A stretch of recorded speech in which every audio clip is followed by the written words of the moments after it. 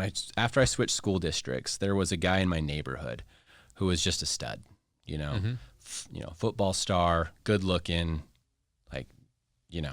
I really looked up to this guy. So when I was moving, I was like, okay, I want to look like him.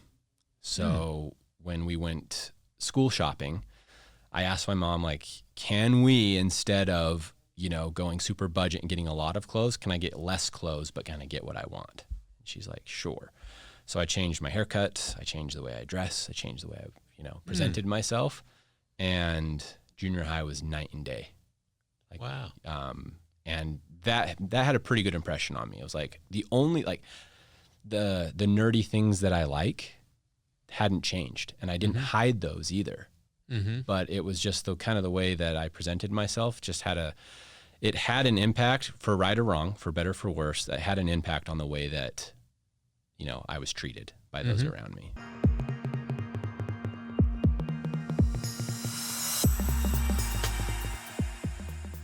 Welcome to Motivational Mondays, Conversations with David Ibarra. And today I have a special guest, Camron Nance from H.M. Cole. That's right. Now, Cameron's my clothier. Right. Welcome, Cameron. Thank you very much for having me, David. Good to see you. I want to talk, tell me about your company, what you do, how it got started, and the different labels that you have, that you're represented in across the country. Where do you have locations? Tell us about it. That's a good question. Where do you want me to start? From the beginning or the beginning? What we do? All right. So very beginning. So we do custom clothing, primarily suits, which means we have an appointment with a client. They come in. We look at thousands of fabrics. They choose a fabric of what they're interested in. We take over 30 measurements, dial in the fit, help them customize it, and then we send that over to our factory overseas to manufacture it, send it to one of our stores. Customer comes in, try it on, and if there are any tweaks, we do those locally. How we got started. So rewind 2012. So 12 years ago now. Is that right? Yep. It's crazy. It's been over a decade. Yep. So here in Salt Lake, the brand is called H.M. Cole. I started personally my own brand called Bespoke Custom Clothing a couple months after H.M. Cole started. So the owners of H.M. Cole, Daniel and Hayden, they partnered together. And then a buddy of mine from college and I partnered together to start brands. And we didn't know that we were starting them around the same time. You knew each other? We knew each other, yeah. Okay, we knew each other, but we did not know that that we were going to be doing this. So for me, I started it as a way to be able to pay for custom suiting for myself. I had, access to a tailoring house in Thailand, and I used that connection, and they had my measurements, but I was a poor college kid, and I liked to dress up, and I didn't have a means to pay for it. So I would start it off by kind of selling my friends. I was in a fraternity at the University of Utah, and during like formals or... so you guys look good. We tried. We definitely tried. I can't stand by the cut and the quality of those first year, maybe two, before we really knew what we were doing.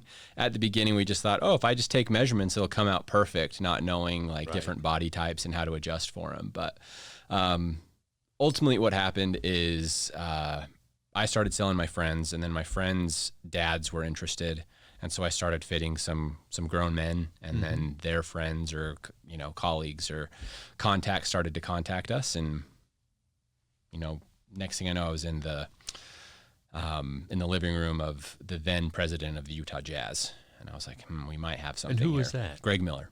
Oh, okay, great. Yeah, so his son Josh was my pledge brother in Sigma Chi. So that connection kind of happened, and that opened up a new network of individuals. And anyway, so how the company kind of diverged into multiple brands is Bespoke, H.M. Cole, and a couple of other brands were all using the same factory in Thailand. Right. And the logistics were absolutely terrible. We had one or 2 point men in Thailand that were running and picking up fabrics for us, and taking them to the tailor with just paper, printed off paper order forms, and you basically just email something over to this person and hope it showed up in time. Right. So this was causing a lot of trouble for us. So HM Cole took it upon themselves to basically create a company that all of us funneled our orders through, and then we shipped in bulk here to Utah in order to deliver. So our cost per unit dropped, but we started paying HM Cole to deliver our suits, or like make sure that everything was done. And so they essentially became a wholesale company, branded under what's called MCC Apparel. And that's just kind of how the company was run for the next couple of years. After opening our first bespoke custom clothing store on 9th South, I thought, I'm going to move to New York. I've got a buddy who lives there, and I'm going to create a new brand, and I'm going to take over. Everyone in the country is going to know who we are.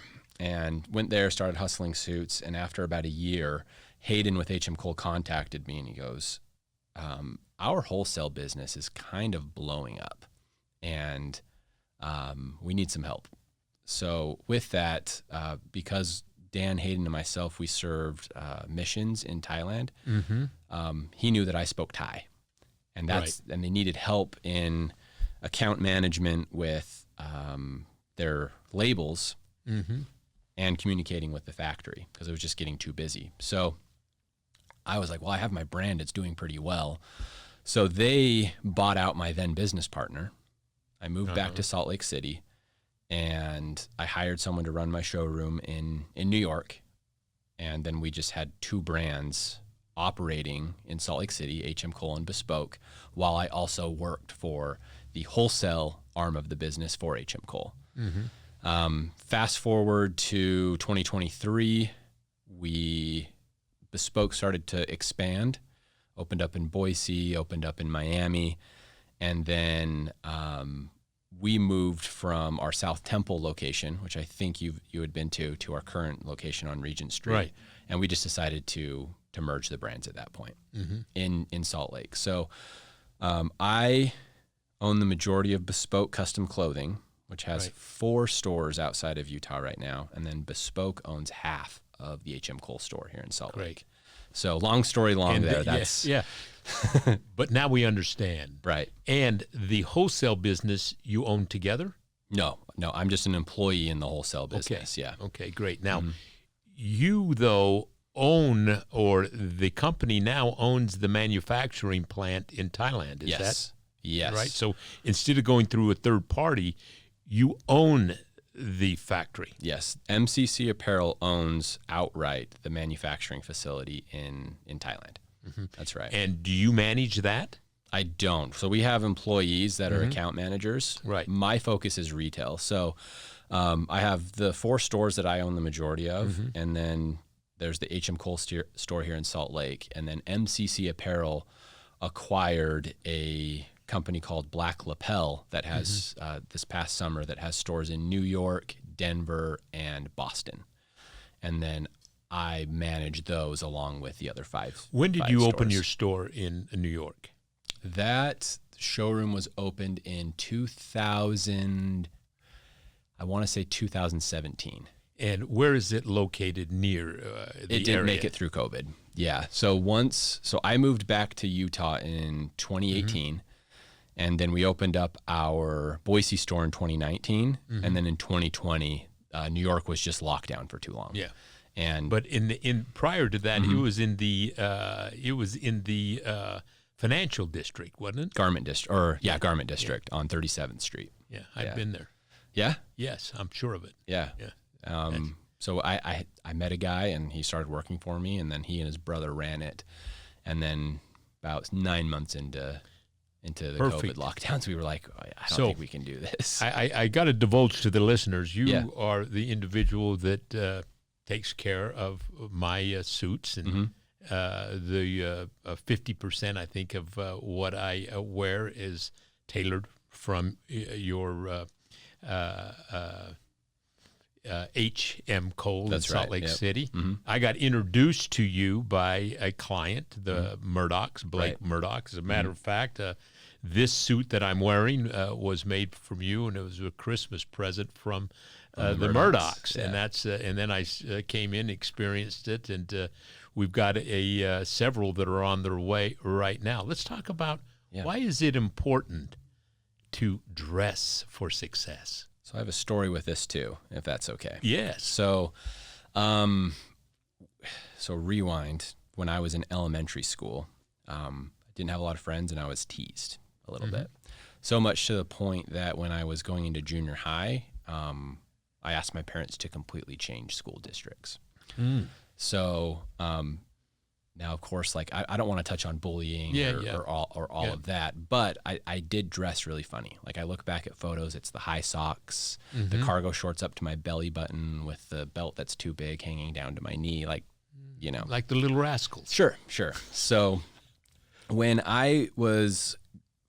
after I switched school districts, there was a guy in my neighborhood who was just a stud, football star, good looking, like, I really looked up to this guy.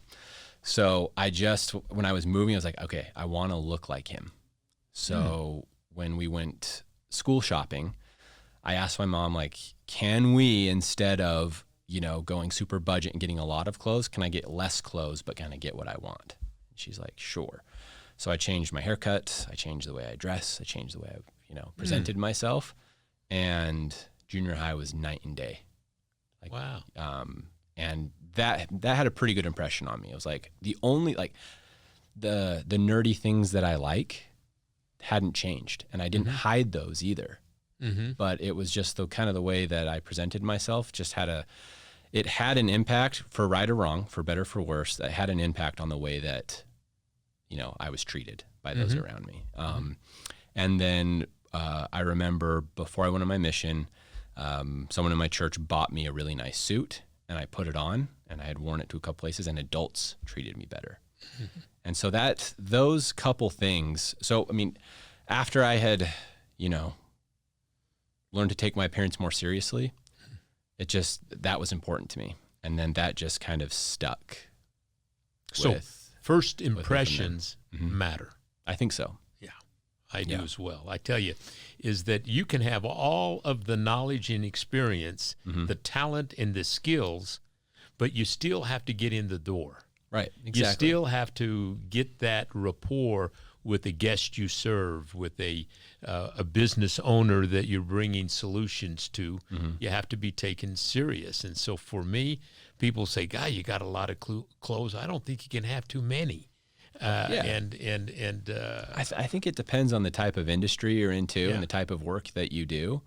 Like if someone were to walk into one of our stores and their clothier isn't dressed to the nines in a really nice suit, it's like immediate. You're like, if I had a guy in a ill-fitted button-up and jeans, it'd be like, well, I don't know if this is where I want to go. If you're into fitness and you're going to a fitness gym to get into shape, and I think it's important to. Sound health is important. Sure. I think our appearance is important. The skills and talent that you build that you can use in your day-to-day interactions are important. But if you go to the gym, and I once wanted a personal trainer. I said, I want a personal trainer to help me get started, but I pretty much felt like I knew what I should do, but sometimes because you know it, you just don't do it. Right. I want the discipline of having some controlled attention to get me on track. Well, when the fitness individual shows up and he's not in shape. Red flag. Yeah, red flag. It's like, and I couldn't help myself as, can I get somebody else? And the majority of them were out of shape. Then it takes away from. No, I don't want to look that way. I want to get in shape. Same thing with when you go into a clothing, men's apparel, or what have you. If you walk in and the person isn't dressed well, then they don't take their job seriously. Yeah, in or my if view. even if you go in a complete opposite, if you go into a mechanic and they don't look like they know what they're like, Yeah. Have been working on cars, it's like, oh, are you just not busy? Do you not have customers? Yeah, and I think I think what we mentioned a second ago is really important. It's like red flag. When trying to develop a new relationship with another person, whether that be for romance, for business, just meeting someone, you want to limit the number of red flags, out the gate, just to make your life a little bit easier, I think, whether that's for, pursuit of a loved one or business relations. Give yourself all the advantages you can. Camron, I always I have a ritual that I go through every morning, and it's a readiness mindset for my day. My day's going to be busy, and I ought to be prepared. So when I get up in the morning, I make my bed, I do some push-ups, some sit-ups, I brush my teeth, push-ups, sit-ups, I shave, push-ups, sit-ups, I shower, push-ups, sit-ups, I get ready, I and then I choose what I'm going to wear. And I have chosen for the next 5 days. Okay. I have exactly who am I meeting with? What is it about? Is it what crowd am I going to be speaking to? How should you look to be taken serious? Because I got to get in to help somebody improve performance as quickly as I can. And the moment they see you, the moment you start talking, the judgment starts. Right. And either you're going to, hey, this might be positive. Now positive attracts positive. We're going to have a good conversation. Negative attracts negative. We're not going to be able to serve that person. And then I look at my calendar. Who am I meeting with? What is it they expect from me?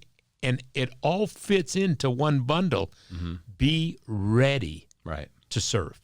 Yeah. Be ready to serve. What is it that I can do to assist? And clothing has a big part of it. Now, I love going down. I was just down prior to you going to Thailand. You went to Thailand, 3 weeks ago, 4 weeks ago? I was there for 4 weeks. Yeah. Tell us a little bit about that. I purposely am going to do a little departure. Tell us about your 4 weeks in Thailand. Right. Why were you there? So I married a Thai woman. Uh-huh. Her name is Ying. Amazing. We have 2 little girls. They're everything. And when my wife and I were doing the long distance thing, and our relationship is the progression of relationship is just kind of backwards. So we started doing the long distance, and then when she was visiting me here, the COVID lockdown started. And so we were living together for months. And then if he was going to go home, and we'd been dating for years at this point, it was like, when am I going to see you again? Like we didn't know what the future held. So we eloped. We just went down to a courthouse in Provo and got married and started the green card process. And then, we bought a house. Then 10 days later, we got married. Then we, what did we do next? So eloped, married. Then we had a kid. And then I bought a ring and I proposed. But I said, will you stay married to me? And she said yes, thank goodness. Yes. And then we had another kid. And then we finally had the ceremony in Thailand. So this last trip, we had her, some of my family and friends, and her family and friends, and had a really intimate wedding in Chiang Mai, where we got to exchange vows and do the whole ceremony. And it was really Chiang Mai. I visited last year. Oh, beautiful. During Thanksgiving a year ago. Amazing. Yeah, beautiful city. It is. Beautiful city. And it's right in the middle of the colder season. So the venue was great. And we were just really, really happy to be able to do that. And then after the ceremony, we just, we kind of hung around. We stayed at her mom's house in Bangkok and saw her friends. And, it's really nice to introduce your kids to her friends and family and get to know their Thai roots, I guess you could say. So imagine if you could have learned the Live Ready lessons as a child. Now imagine your children learning these principles through engaging stories, sing-along songs, themed games, and more, all designed over many years with real educators. With Yes Our Kids Can, this dream becomes a reality. Don't miss this chance to shape your child's path to extraordinary success. Enroll in Yes Our Kids Can today and be sure to give your child a successful tomorrow.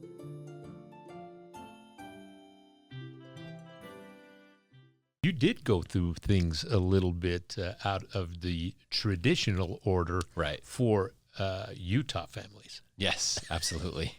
Absolutely. So how much advice did you get from your parents on that? Well, my parents were just like, and my friends are just like, don't mess this up. You don't let this girl go.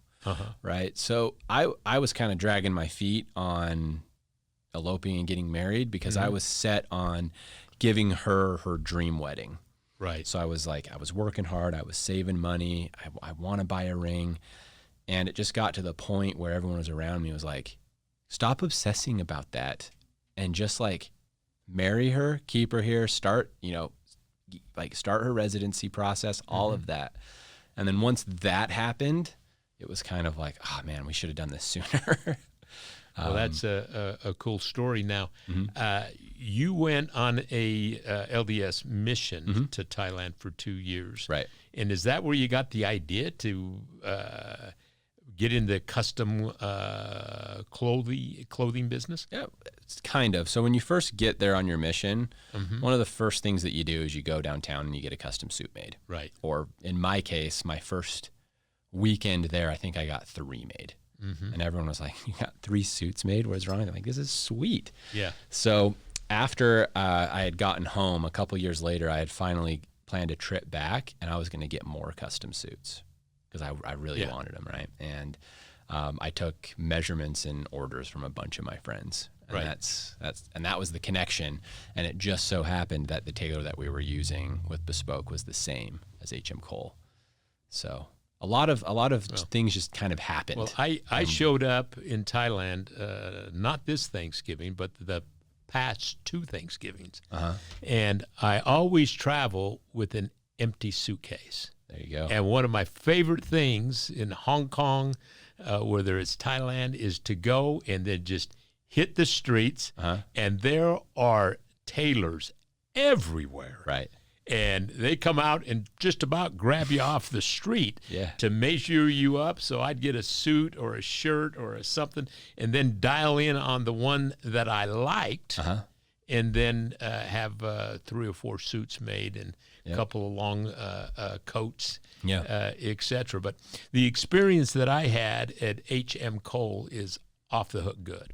And you can dress with the finest suit designers, but about half the price. Yeah.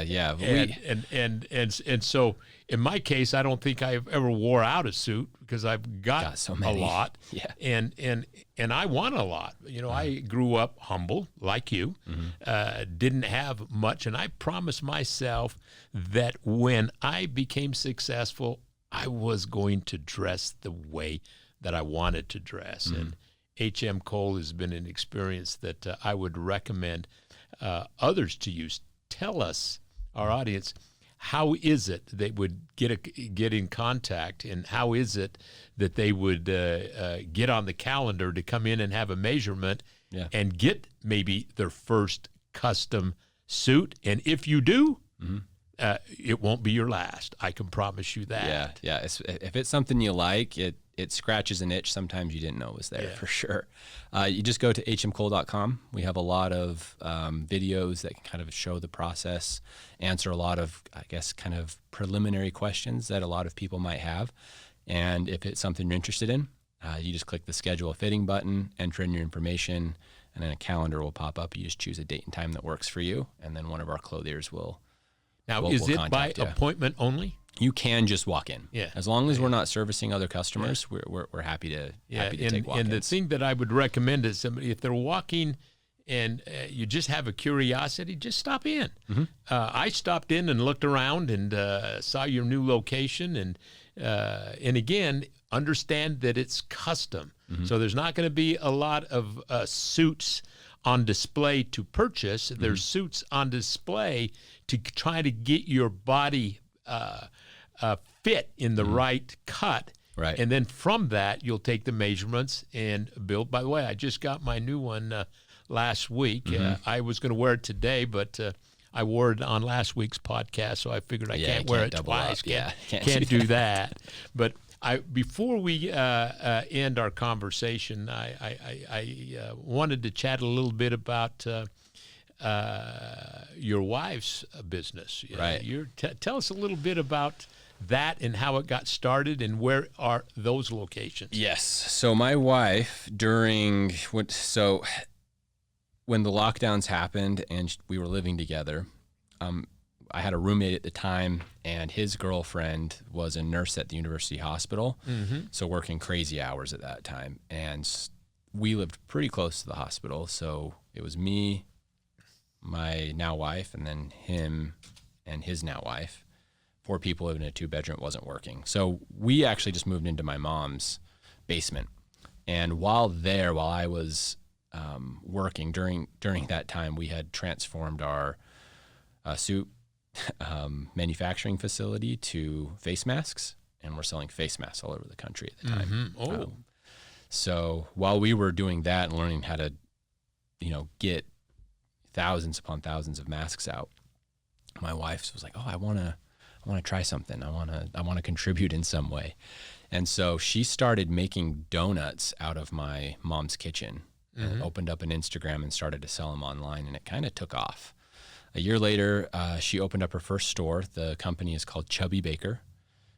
She opened up a store on 9th South. 9th South. I drove by it. It's on the north side of the street. Yep, just above 3rd East. Yep. So that was her first location. And then she, a year or 2 ago, opened up in Orem next to Trader Joe's on State Street. And then just past summer, she opened up her 3rd location on Highland Drive in 900 South in Sandy. And that's like where the main kitchen is now. So if you want to have a absolute delightful explosion of tastes, that's the place to go. Yeah. Best donut in Utah. It's won Utah's best donut a couple of times. The 2 times she's entered the competition at the Utah Dough Show, she's won both. Well, that is great. Well, Cameron, I always like to, on these conversations, I like to talk to folks that dream big and then follow it with actions to achieve it. You've done that, and congratulations to you and your entrepreneurial spirit. And for being on our show today, I want to give you a gift. Thank you. A copy of my new book, Live Ready, Beyond Think and Grow Rich. Thank you very much. Thank you so much. Yeah, my pleasure.